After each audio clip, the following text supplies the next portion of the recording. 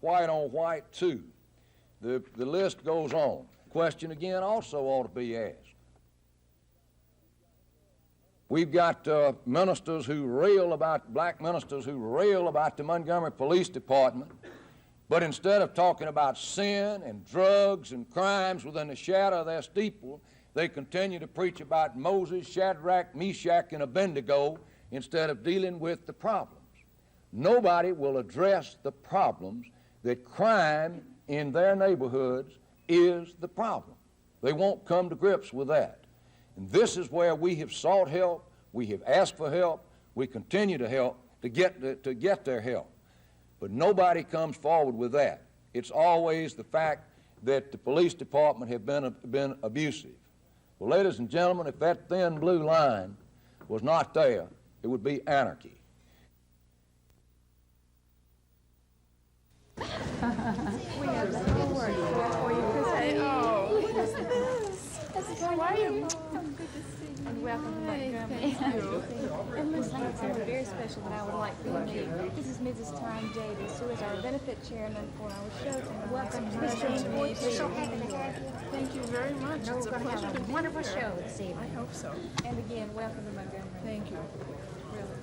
And smile. I'm smiling. Oh, how lovely. Thank you. Well, I'm all ready for you. Thank you. Let me get this for you. Oh, Mr. Burke's right here. Oh, thank you. Thank you. The investigation is coordinated out of the district attorney's white-collar office.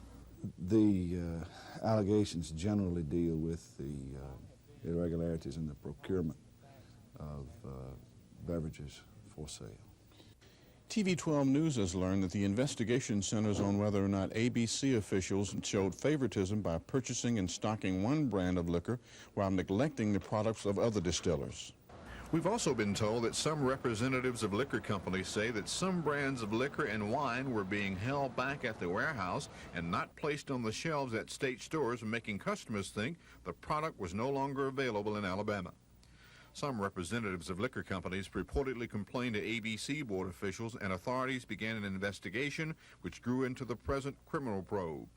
A source close to the investigation says financial records of one high ABC official have been subpoenaed, and the investigators are checking those as part of the probe.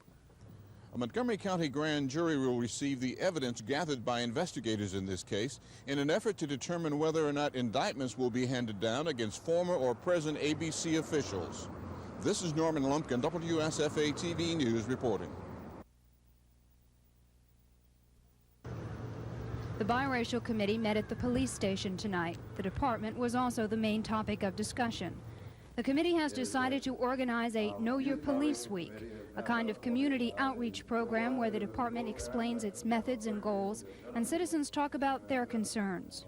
I think communications is the only way to improve race relations. And when people don't communicate, then race relations don't improve. People's not educated to what the law stands for out in the community. The communities don't understand the law don't understand the communities.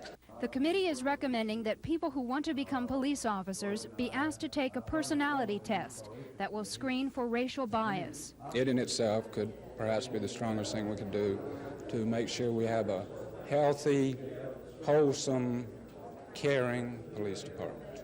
There are several things about police community relations the committee has decided are important, but it isn't prepared to address yet. So the committee is going to ask the County Bar Association to help it examine the fleeing felon statute, which dictates when an officer may use his weapon, and the way jail bonds are set. People complain that we've gone very slowly, which we have, but I think it's important that we do reach a consensus. And even though we voted tonight... Susan Silvernail, WSFA TV News. And I think it takes time to work these things out. I wish, like everyone else, that we had more black participants.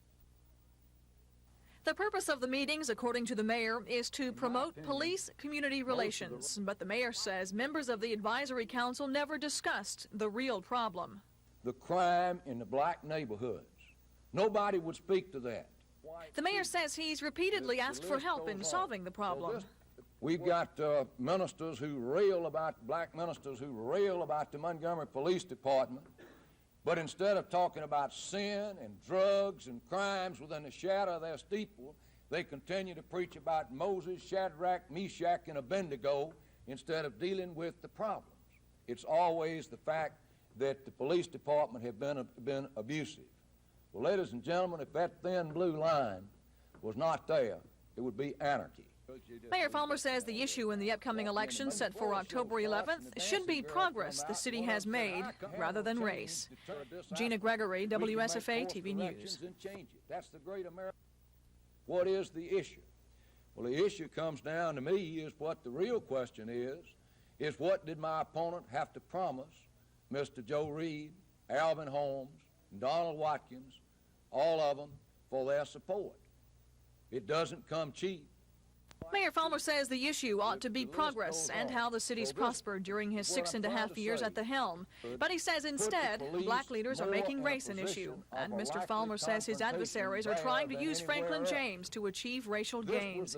And the mayor says the way his adversaries want to take power and make these gains is through control of the city's budget and, in the end, raising taxes, something the mayor brags hasn't been done in years. Gina Gregory, WSFA TV News. Girls come out, and one of them said, "Hi, Congressman." The ruling from Circuit Court Judge Joseph Phelps says this court finds that there is no statutory authority for the SIR program. That backs up arguments by the Attorney General who filed suit against the program, saying it was set up illegally.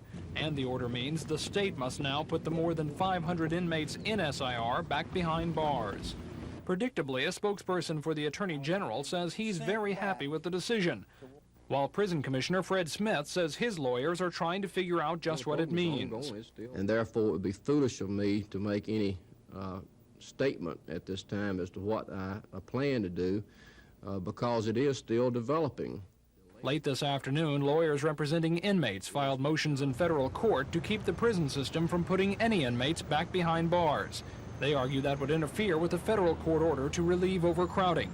And on top of all this, a decision is still pending with federal judge Robert Varner on an earlier request for a preliminary injunction to stop the circuit court from even considering the suit against the SIR program. If Judge Varner chooses to grant the temporary injunction, legal aides say it could temporarily cancel out Judge Phelps' ruling. On the other hand, Judge Varner could deny the injunction, and in fact, because the state has already ruled. Tom Foreman, WSFA TV News at the federal courthouse.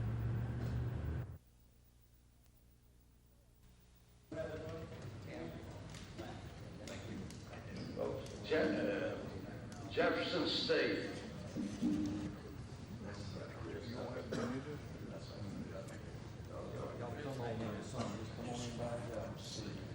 Step on up. All right, Governor. Yes, ma'am. You're going to hand them out on that side? That's all of it. All of it.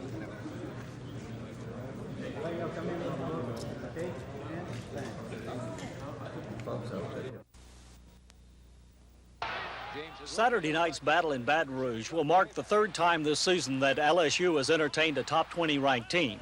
The Tigers lost the season's opener to Florida State 40-35, but came back to beat Washington last weekend 40-14.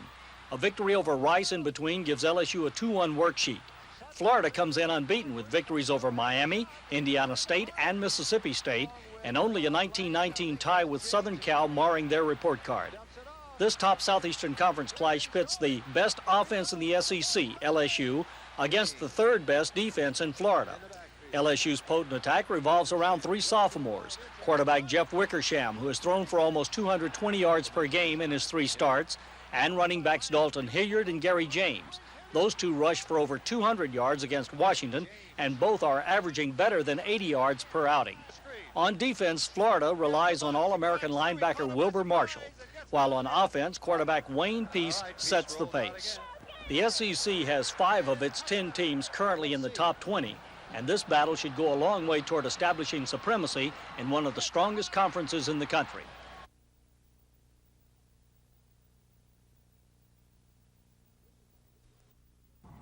Lee has had a week off to get ready for 9th-ranked Central of Phoenix City. The Generals are coming off a hard-fought 15-10 loss to top-ranked Enterprise. Coach Bo Boswell says he hoped his team learned from the Enterprise game because they'll need better play to knock off the Red Devils. They throw the ball real well, and when you start playing the pass, they'll lull you to sleep with the pass, and then they'll sprint draw you in there. So they have been very successful with it. In addition to that, they play real good defense. They have not allowed a team to score on them in the last 3 ball games. Lee is on the road tomorrow night in what amounts to a must-win situation for the Generals. Inasmuch as there are only 3 teams in our region, that's Central, Jeff Davis, and us, one loss could very well say that you're out of it. So. Across town at Carver, the Wolverines have been celebrating their first win of the year, 29-0 last week at Selma. But there isn't much time to rejoice. Dead ahead Saturday night in Crampton Bowl is top-ranked Enterprise. All right, the next 3 weeks we've got Enterprise, Northview, and Jeff Davis, and that sure is not any easier. So our kids aren't intimidated by them, I don't believe. It seems like you have some tremendous athletes, 4 or 5 maybe major college prospects. What's the problem? Why the 1-3 record? Well, we don't have the good, strong athletes to go around them. We've got 3 or 4, and we've always had good skilled people, but our problem primarily is the line. You win and lose football games in our league with linemen, and we just don't have many. Lee at Central of Phoenix City tomorrow night. Carver host Enterprise Saturday night in Crampton Bowl. This year's United Way, President Todd Strange presided over the gathering of more than 200 volunteers and group chairmen. Today's featured entertainment was provided by the Montgomery Area Council on Aging. When it came time for the group reports, the first news was great. Group 1 Firms has already collected more than $316,000, roughly 47% of its goal.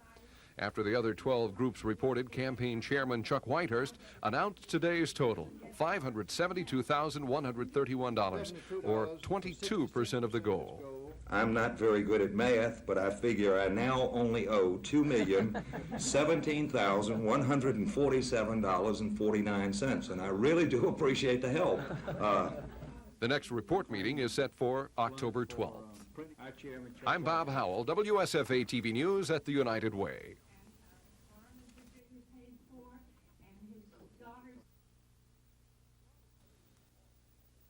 Florida State is smarting, but they've had 2 weeks to forget this 34-28 upset loss to Tulane. The Seminoles are ready to get back on track, and they hope it comes Saturday in Auburn.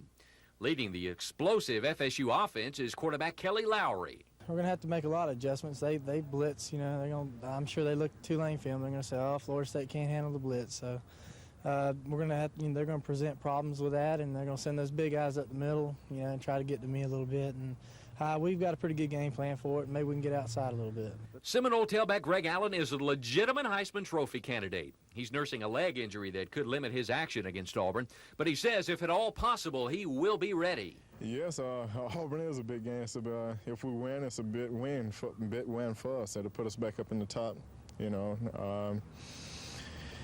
and I might just get fired up and take the chance. Florida State looks at this game with Auburn as a must-win situation. But then again, so does Auburn. A loss by either team will just about wipe out any chances for national honors. Well, I can only say that Coach Perkins and I have had some discussions about it this week, and we haven't made that decision yet, but probably will maybe the first of next week if we're going to have a campaign for Walter as the Heisman Trophy candidate. The final word on promoting Lewis must come from Coach Perkins, and it's obvious he believes in his quarterback. I think he's the best in America. I hadn't seen them all, but I don't want another one. If there's another one that's better than him, I think it'd be a pleasure to meet him. I'd like to meet him. It's an honor to me to be considered as a Heisman Trophy candidate or what have you. I feel confident with my abilities that I have in taking on that spot. But with me, I have to work hard and just continue to get better each and every week. If I do those things, it can possibly be a chance for me as being the Heisman Trophy winner. Should the Heisman hype begin, and should Walter continue to have a banner season, he'll have 2 very important ingredients going for him as the season goes on. The Crimson Tide closes out the year with their final 2 games on national television. And that exposure, not to mention a good performance, could put Walter at or near the top of the Heisman balloting.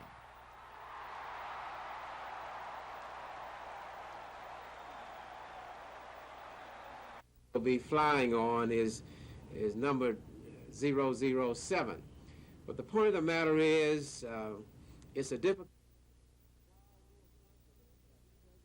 While we are confident that the President and the Governor will do an excellent job of sharing the interest and the need for investments and industries and commerce and trade coming to the cities that we head, we feel, however, that we can do an even better job of telling that story for ourselves. And so we are going so that we can establish a direct trading relationship between business people in our cities and business people in Taiwan.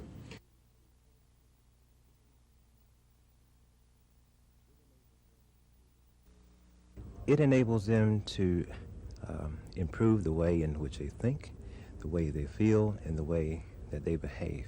Because if a child has very positive images about himself, then this will in turn affect the feelings and behavior. So how do parents teach that to children? It's not very easy. It takes practice, and this is something that cannot be taught overnight. But I think that this particular approach offers a lot of promise so far as future behavior of children.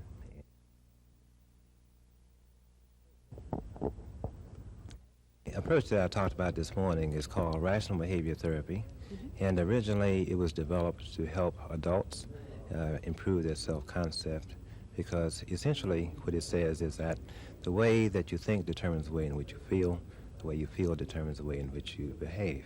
So this concept can be used with children, it can be used with adults, and this was my primary focus this morning in trying to help the group homes workers to impart this to the children that they work with.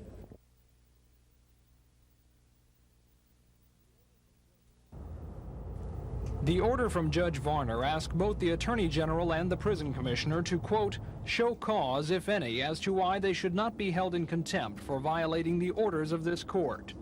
The order comes in response to motions filed yesterday by inmates' attorneys who said stopping the SIR program would interfere with federal orders to relieve overcrowding in the prisons. Attorney General Graddick says if he's held in contempt, he'll appeal. I haven't read the order, but I'm simply going to tell the court that my oath as Attorney General is to uphold state laws. And a circuit judge, a state circuit judge, said that I was right. And what else can I do? Corrections employees said Commissioner Smith was not in his office and won't be back until Monday. In his order, Judge Varner referred to an earlier ruling by the Court of Appeals in which he was told it was wrong to release prisoners to ease overcrowding when he still had another option. That option is holding state officials in contempt and either fining them or putting them in jail. The prison commissioner is now in the unique position of having the state court tell him he must stop the SIR program, while the federal court is saying he'd at least better think twice about it before doing so. Mr. Graddick agrees all of this has placed the prison commissioner between a rock and a hard place. Tom Foreman, WSFA TV News at the federal courthouse. The order from Judge Varner refers to a ruling from the Court of Appeals following this release of prisoners the judge ordered in 1981. The court told the judge he was wrong to let the inmates go to relieve overcrowding while he still had another option. That option was to hold state officials in contempt of court, and it is that ruling the judge was looking at when he issued today's order. The order gives the Attorney General and the Prison Commissioner 10 days to explain why they shouldn't be in contempt for shutting down the SIR program, because inmates' attorneys argue the program is helping to ease overcrowding. Though aides say the Prison Commissioner was not in his office when the order came out, the Attorney General says if he's held in contempt, he'll appeal. Appeal it because I haven't done anything that's been contemptible. I've simply done my job. Will you go to jail? I hope not. Whether or not Mr. Graddick will get any help from the appeals court is unknown. But remember, that same court was the one that told Judge Varner that locking state officials up may be the only way to get them to play by the court's rules. Tom Foreman, WSFA TV News at the federal courthouse.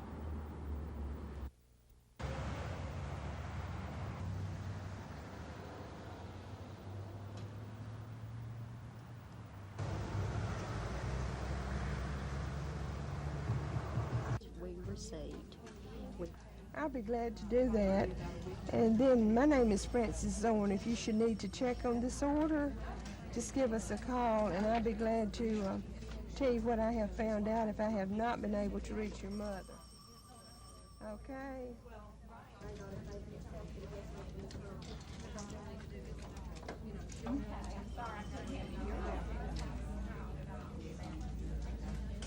All right, sir, I'm sorry you've reached the wrong department. Let me connect you with the department that you need.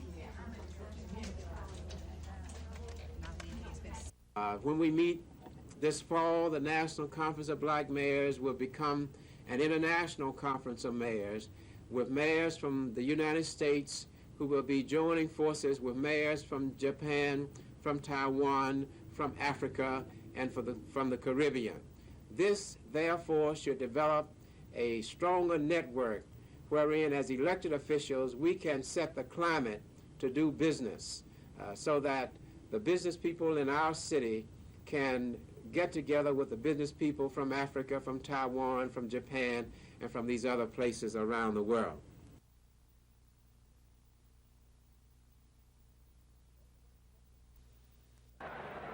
Everyone expects an offensive shootout when Florida State hooks up with Auburn tomorrow on the Plains. The Seminoles can strike at will from anywhere on the field, but they also have shown an ability to give up as many points as they score.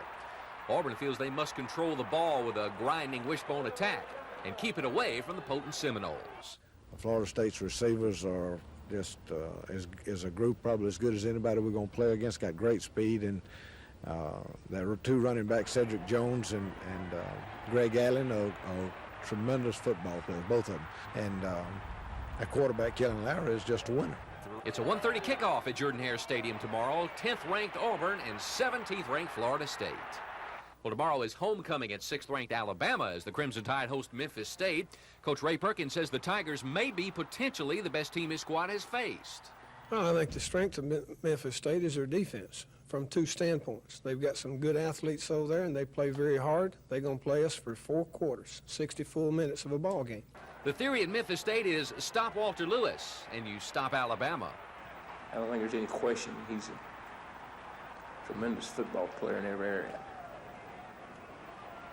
I think this offense with what they're doing really gives him a chance to excel, spread people out, to give him the ability to both run and throw. Alabama and Memphis State kick off from Bryant-Denny Stadium, 1:30. Earlier this week, attorneys for Representative Rick Manley told the judge the proposed amendment wasn't really an amendment at all, but a whole new constitution.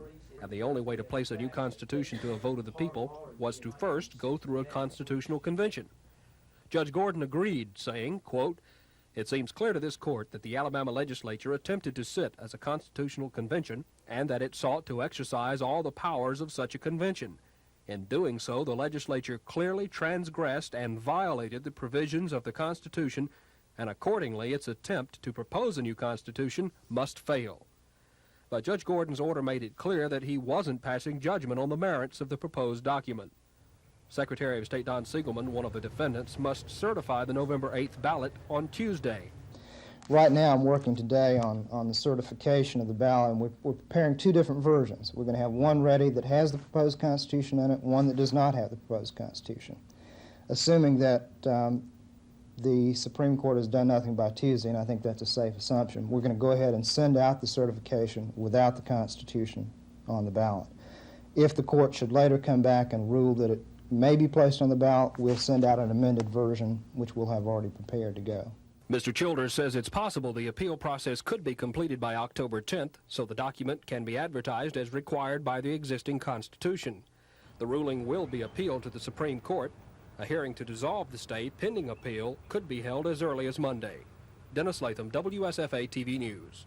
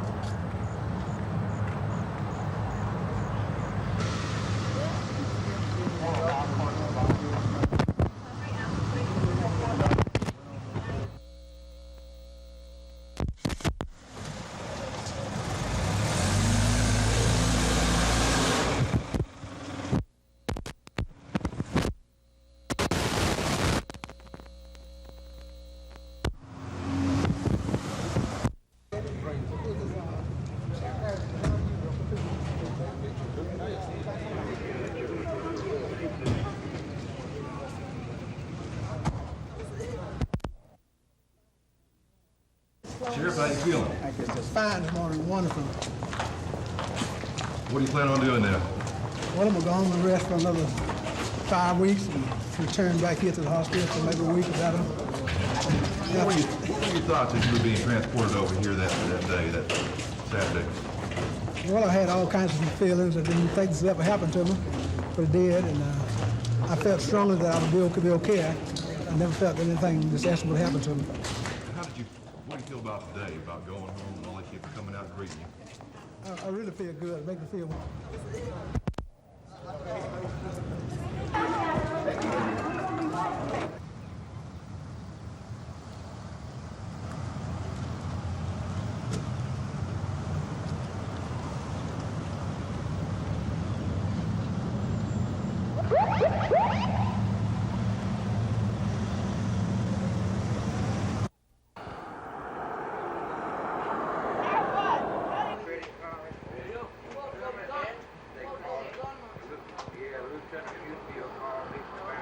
Well, he asked for some cheese, and he went back there and looked. I told him it was back there, and there wasn't any.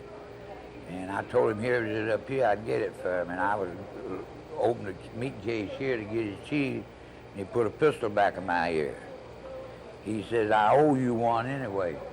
I don't know what I owe him, but anyway, he made these two get down on the floor and carried me back there and tried to get my billfold out of my pocket, and he couldn't. And he made me get it out. Well, I got it out and give it to him and filled in my pocket, and he got about $100 and something there. And made them still lay down, brought me up here and got the money out of the cash register, about $1,600.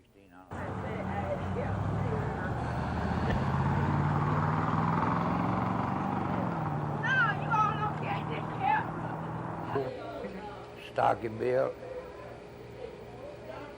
He had on a dark cap, blue jeans. For most Alabamians, last night was no more than a pleasant evening. But inside the Hyatt Hotel in Birmingham, it was election eve. Just finished talking to you. More than 150 Democrats and an army of their supporters tried handshaking and smiling their way into the hearts of the 132 state Democratic Executive Committee members who would be deciding who would or would not be chosen. Most of the convincing took place in any one of a number of hospitality suites, except for the Alabama Education Association, which invited committee members to a no-frills business session to go over its list of suggested nominees, a business meeting we weren't invited to. The heated effort to squeeze in one last good word kept on this morning as the committee gathered to begin voting on the hand-picking method, blasted as unfair by some, but still defended by party leaders as cost-saving. I'm proud of this committee for having made that decision. I'm proud of your honor. I'm proud of your integrity. Most of all, I'm proud of your courage. With lawmakers fidgeting in the rear of the hall, the voting procedure started in the 44 races where 2 or more Democrats wanted the nomination. As the counting continued, an early pledge to protect incumbents disappeared, and 6 incumbent House or Senate members were ousted in favor of newcomers, ironically including Senator Lister Hill Proctor and Representative Rick Manley, the 2 men who played such a key role in the redistricting plan, which was the forerunner to this November's elections. Opponents to this selection system said a coalition of labor, AEA, and trial lawyers would dominate. And while some such block voting could be detected, there were gaps in the pattern, as when Lee County's Pete Turnham broke an expected block against him. No, I didn't think I'd get this one. It surprised me, but I'd done a lot of work. But many Democrats aren't counting their chickens yet. It's too early to predict how the public will react when these hand-picked Democrats face Republicans next month. Chris Grimshaw, WSFA TV News in Birmingham.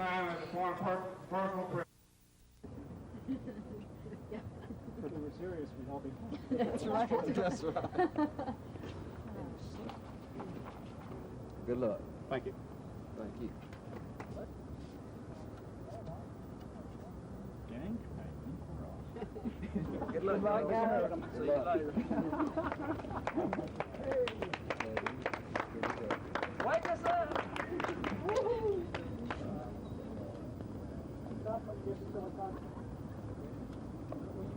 Slow down.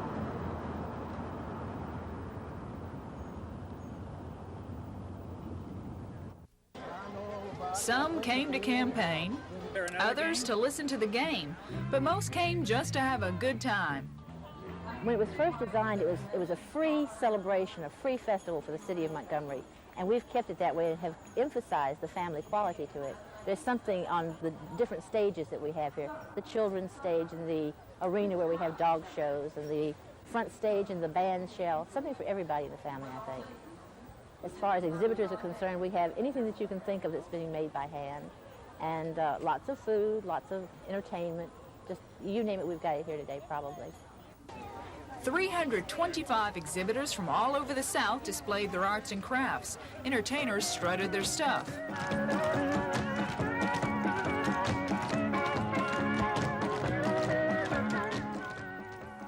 Others sang and played.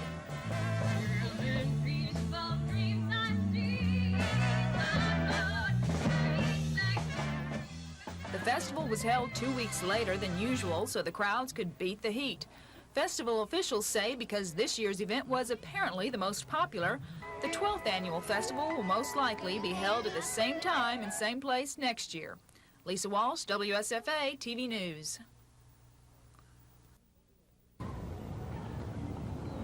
At noon today, when the march was supposed to get started, only a handful of people had gathered at this small Eufaula church.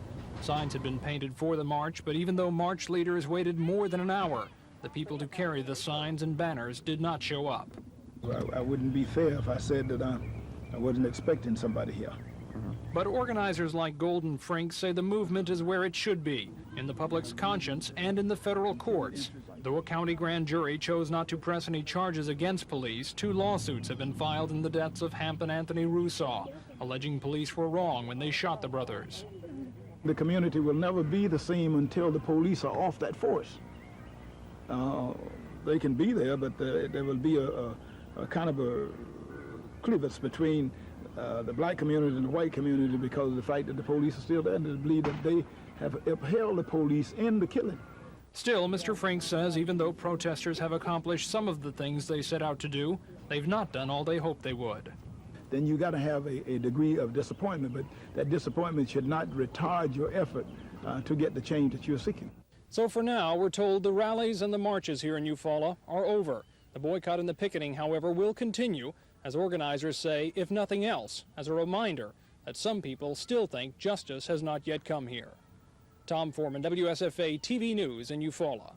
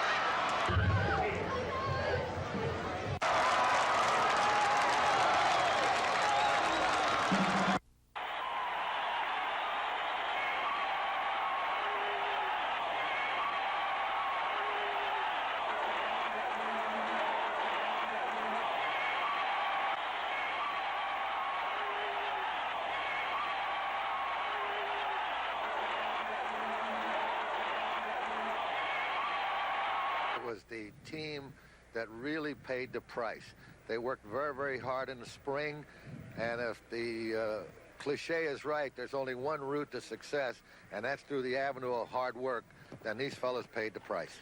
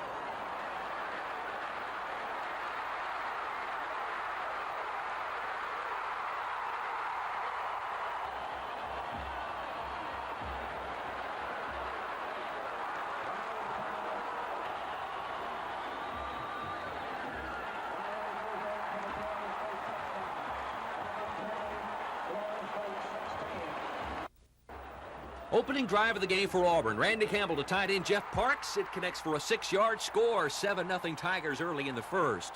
An Auburn fumble led the Seminoles to their first score from the 5, Kelly Lowry to Cedric Jones on the screen, and it's tied at 7. Still in the first, Phillip Hall gives FSU the lead, capping a 72-yard march with his 32-yard field goal.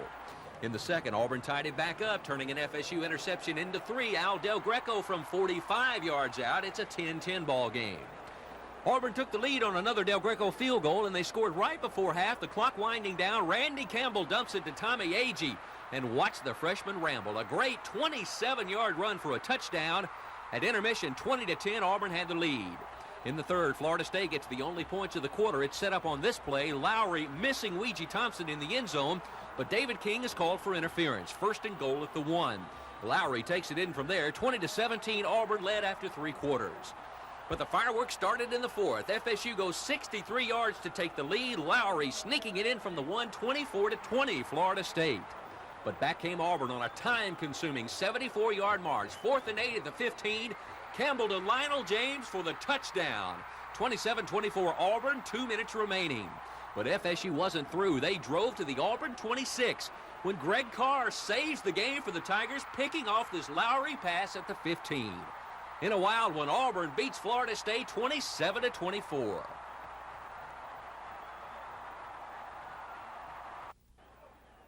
The old grads were shocked when Memphis State jumped out to a 3-0 lead, and they were really shocked when this Joe Carter fumble led to a Tiger touchdown. Danny Sparkman to his cousin Ricky Sparkman made it 10-0 Memphis State, 4:04 left in the second. The Tide drove for this 42-yard Van Tiffin field goal to cut it to 10-3 at halftime. But the second half would be all Alabama. The defense got it started, causing a turnover. Randy Edwards recovering this Joel Woods fumble at the 11. Walter Lewis then had all day to find Joey Jones in the end zone for this touchdown, and the momentum was changing. It was tied at 10. Bama took it in on their next possession. Lewis throwing to Carter. It's incomplete, but it's pass interference. Lewis then scored from the 1, and the Tide had their first lead at 17-10. At 17-13, after a fumble recovery deep in MSU territory, Alabama scores again. Lenny Patrick going over from the 2, 24-13. Bama then put it away with a Tiffin field goal in this 37-yard scoring strike from Lewis to Greg Richardson. 41 second half points caps a happy homecoming as Alabama rolls over Memphis State 44-13. I just think some of the statements that he made have been uncalled for. But everybody to his own opinion, I suppose. Everything about him is pretty bad to me. I think we as a country and we as a news media need to forget about one man's irresponsible tongue and maybe concentrate on more important issues like Yuri Andropov's refusal to negotiate arms control. Yeah, I have a not too favorable opinion of him. I think he's a loudmouth person who needs to be put in his place. He's said a few things that were uncalled for, I thought, and a man in his position ought to have more professional attitude than he does. Yeah, I think he's a good man. Good man. He should stay on. He just made a statement and got caught, that's all. Okay. Well, everybody gets their foot in their mouth every now and then, and I think he's just like anybody else. I don't see where he should lose his job on account of it. It's pretty ridiculous. Really, the way he's been acting, I couldn't believe he'd be a cabinet member. Anybody in that high a position shouldn't talk and act that way.